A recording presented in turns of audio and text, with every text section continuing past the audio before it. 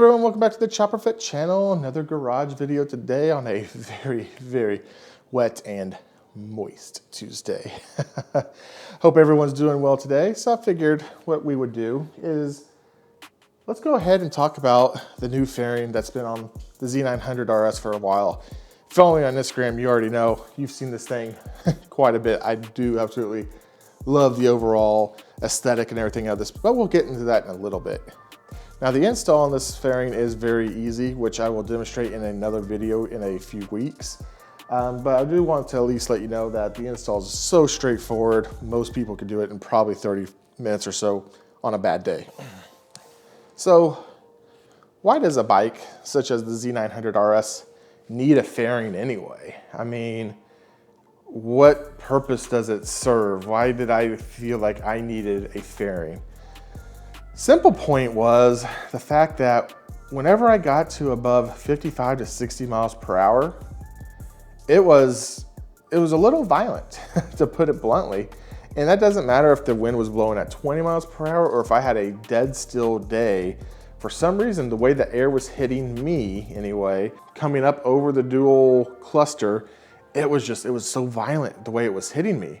And I was actually kind of holding on for dear life at some points. I was like, good Lord, why is this doing this? I've had the Triumph and the Dyna without their fairings on, and they don't have the same effect. Even if you watch a review of this bike from Chase on Two Wheels, you'll even notice he mentions it at least once in there that it is some sort of violent force that's being pushed against you. Now, he says it kind of went away later in the video, but I really think it really kind of depends on your angle that you're riding at and things of that nature. From the get-go, I knew this bike was going to become most likely my main motorcycle. And I wanted something to where I didn't feel like I was going to be blown off it. And I wanted something that was going to be super comfortable for a long time. And so that's why I decided to go the fairing route, because it would block hopefully majority of the wind off the chest, and it would be a much more enjoyable experience. So the looks. So that's something that I didn't want to ruin when I bought a fairing, because yeah, I wanted that wind protection, but I didn't want to destroy the classic styling of this motorcycle. Now, you have seen how this looks without it, and it looks great. It looks like something from the 70s. However, when you start adding a fairing onto it, kind of gets a little bit away from some of that retro look, kind of. I feel like now, instead of having that retro 1970s early Kawasaki KZ look, it now has kind of like a mixture of that with a new motorcycle with an old school kind of cafe look as well. The fairing is very well done, very well crafted, and I really do think that it does match the bike and everything else very well. I do know when I was making the decision to purchase a fairing for this, I wanted to make sure that it wasn't, again, going to detract from the looks of the bike. And I feel like it actually enhances the look. So the current buying process for this part can be hit or miss. I ordered from WeBike Japan. I also know Samurai Rider also offers this fairing. Again, same paint options and everything as well. The reason I ended up going for this fairing over the Ruroc Comet was they happen to have one of these in stock, and I didn't have to wait 4 months. That seems to be the biggest drawback of this fairing, because it is made in Japan, everything is done in Japan, the painting is done in Japan. There's a 4-month wait if you want a painted version. Now you can get a primered version much quicker, usually within a month or so. But I didn't want to have to hassle of taking it to a painter. I knew the reviews of the paint were going to be pretty close to what I had. So I just decided, well, it's not exactly what I want. It's a little bit bigger, but maybe that would be a good thing for me. Maybe it'll block a little bit more wind. And so I decided to take the plunge and ordered it, and it came in, like I said earlier, in about a week. The current buying process, when I looked the other day though, you're at about a 3-month wait. That's going to probably turn off a lot of consumers, because you're dropping $500 to $600 on a product that you hope to receive. So I ordered it through PayPal. I wanted to make sure everything was protected in case something screwy happened. This is the first time I ordered from WeBike Japan. They had good reviews, but you know, it's $600. So that's the reason why I went the route that I went with it. Overall, it was a really good experience. I wouldn't be too scared of ordering another part. Like, I know they make some other like tail extenders and stuff, and if I have to wait 3 or 4 months on that, I would probably feel a little bit more comfortable now, after I've already purchased one, to go ahead and purchase something with a little bit of a wait. But I understand if that's not your cup of tea. I mean, it wasn't my cup of tea on the first time through either. So there are some other options that you can get in addition to this Chic Masqeroad fairing. So Chic also does offer a Rode Comet fairing, which, like this one, will take you some time to get if you want it paint matched from the factory or from Chic directly. There are other options though, such as I had a Puig windscreen on mine, a 7-inch headlight universal windscreen, and that's actually what I used to kind of test out the whole wind. Like, is this going to be worth and justify dropping a large amount of coin on something that's not going to work, or is it going to work type thing? I did find out that with that $60 windscreen on, a lot of the wind was taken off, and bada bing, I decided to go ahead and upgrade to this. There's another company out there called Pyramid Plastics who also make little fairings for this motorcycle as well. And depending on the year, the paint scheme is going to look a little bit different as far as their design profile on it.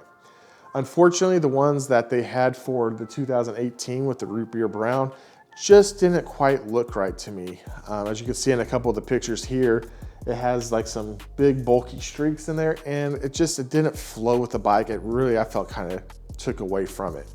Now there are some other paint schemes on there that with, I think it's the green and the yellow. Those look a lot better and look the flow with the bike a little bit better.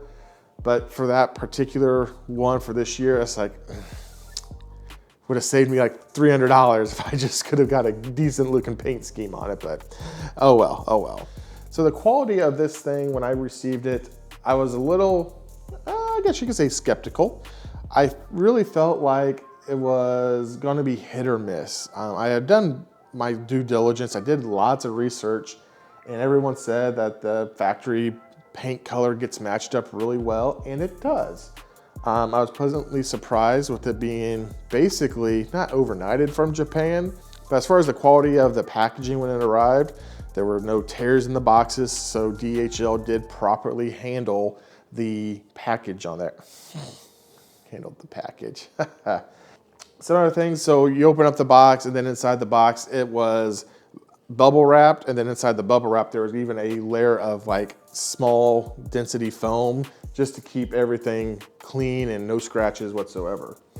Now, I don't know if this was a return item and then sent to me or not, because I had heard that you were supposed to install the windscreen yourself. Mine came already installed, so when I saw it was already installed, I gave it a really good look over and found absolutely zero defects in this fairing. It is amazing, the quality. The root beer brown matches perfectly. The orange might be just a shade off, but it's not enough to where you can actually tell. Even when I take pictures of it, because the break in the gap basically right there, the orange isn't a solid orange all the way through, so your eye isn't actually picking up what could be a slightly different shade of orange. And if it is a different shade of orange, it's very negligible and really not even that bad at all. So if you didn't notice, the transition shots on this were filmed on 2 separate cameras. The one shot was done with a Canon SLR, the other with my iPhone, because the batteries on my Canon, I guess I didn't charge them. So hopefully the iPhone cinematic view did a good job, but that was the overall process. But now, how does this fairing do on the actual open road? So let's go ahead, hop on the bike, and we'll figure out, is this actually worth the $600 price tag, or did I waste my money? I think you already know the answer. All right, here we are on the Chic Masqeroad fairing. So we've already gone over all the details of the fairing. How does it feel while riding? Well, I can honestly say it does block a lot of the wind. Just like the Puig windshield that I had on there, it blocks everything from about the shoulder up. So if I'm looking for wind, it's right here. So up here is clean, so no head bobble. And right here down, there's like no air, which is really nice because it keeps a lot of that grunt off of me, and I feel like I could go a little bit longer distance. All right, so here we are now into the headwind, and again, it just keeps so much off the chest. Now, I am seeing like my camera is being shaken more now because I am going dead into the wind, but I'm not really feeling it so much on my body. Now, let's see if I can maneuver here. Yeah, at least got through one of them. There's so many trucks. I hate this area. But yeah, I think overall this is a really good piece. Now, if I had to do it again, would I spend $600 to have it custom painted and delivered? As good as it performs, yes. So while I am on this test with it right here, we're going slow speed, let me go ahead and I'll fill you in that I have had this up to highway speeds. So the other day I was cruising around and I took a wrong turn, ended up on the highway. No big deal. I don't mind highway, but it's our interstate highway, 75 mile per hour speed limit, cruised at 80. It felt absolutely amazing. I had never had a piece added to the bike that has changed my perspective of the ride more than this fairing has. So while this fairing isn't the small one, this is the bigger one, I do also feel it blocks a little bit more wind. It looks a little bit more bulky, but when you actually start comparing the two, they're not all that different as far as the aesthetic of the bike goes. So what do you guys think of this new fairing? Drop your comments down below. I'll be curious to see what you think. I know a lot of people think the fairing kind of ruins the old school appeal, but to me it adds to it if you look at it from like a cafe racer perspective. It looks more cafe style, racery, yada yada yada. So go ahead and drop your comments below if you like it or not. I mean, if you don't like it, it's fine. It's staying on the bike. And you'll just have to ignore the shots like this. But with that being said, I will catch you guys on the next dark side, as this is the way. This is Chopperfett, seeing you guys on the next one. Later.